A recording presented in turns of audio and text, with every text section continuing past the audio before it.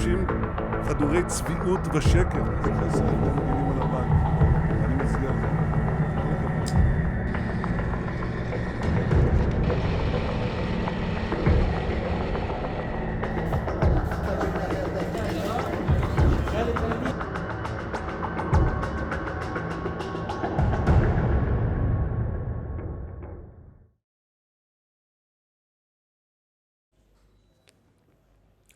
It's day 25 of the war and pressure is building on both sides. Israeli soldiers are now deep inside Hamas territory.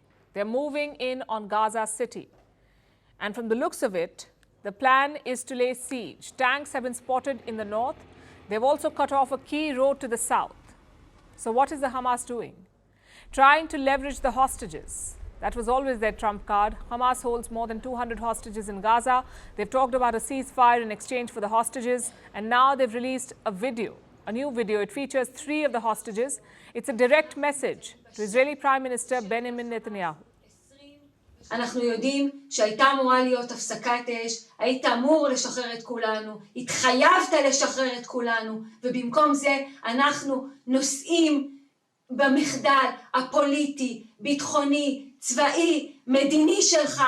אזרחים שמשלמים מיסים למדינת ישראל נמצאים בשבי.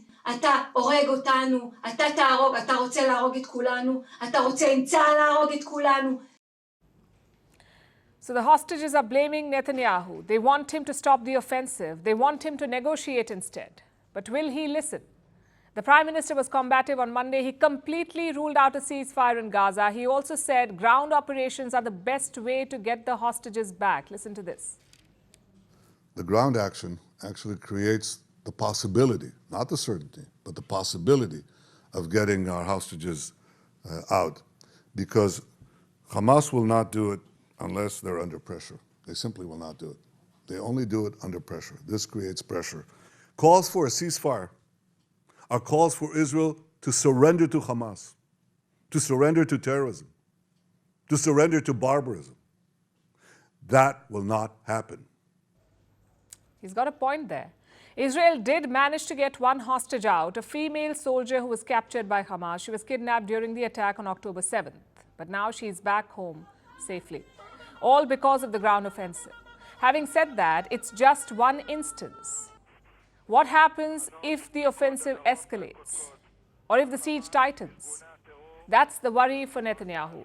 Also, public support is falling by the day. After the Hamas attack, right after the attack, most of Israel wanted to invade and occupy Gaza.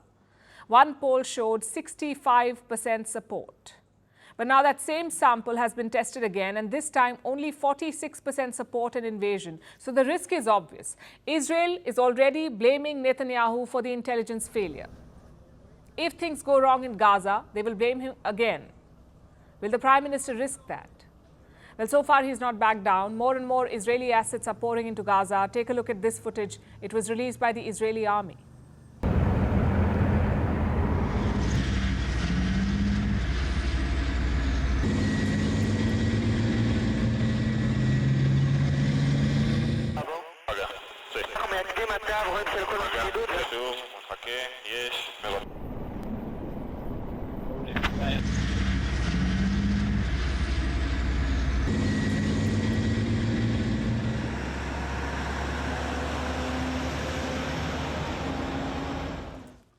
So what comes next?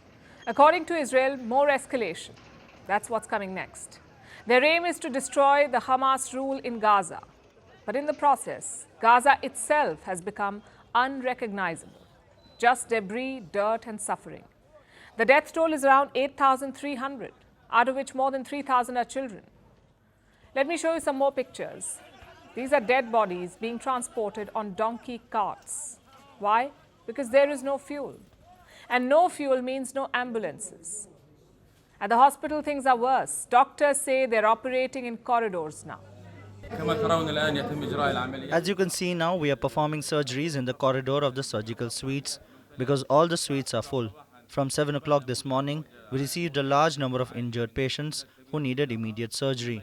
There are surgeries here in the corridors, in addition to those taking place in the 4 surgical suites. The surgeons performing these operations are of course tired and exhausted. but someone needed to handle these patients' cases. Now, you may be wondering, where is the aid? Well, trucks are still going in, but it's simply not enough.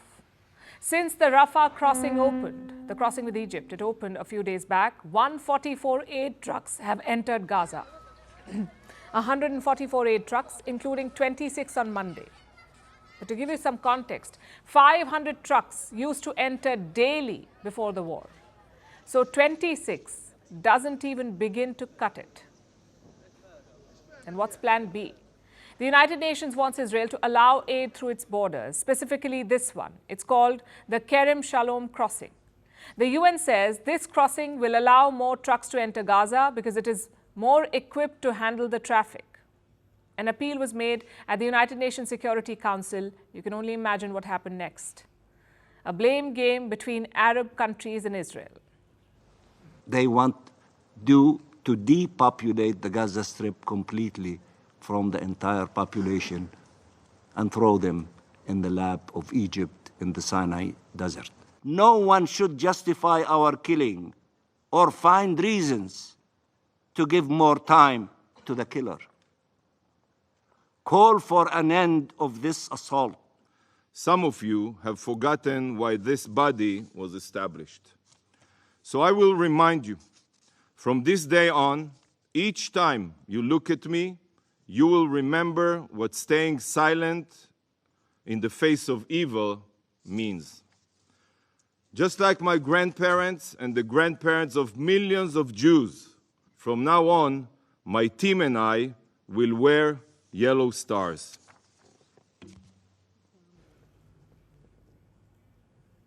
So the Israeli envoy is wearing a yellow star.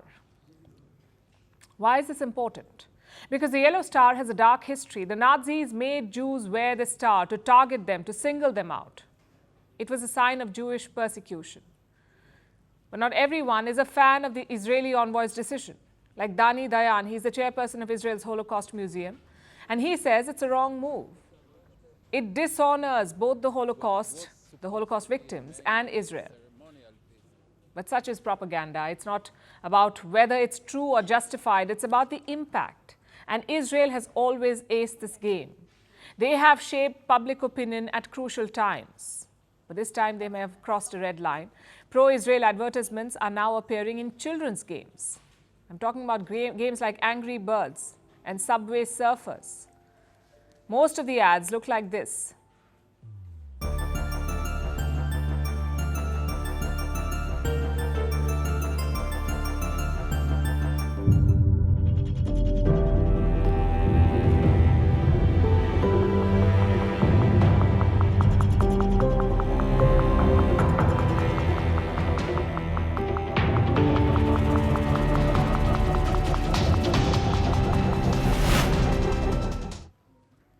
At least 6 such ads have been spotted, mostly in Europe.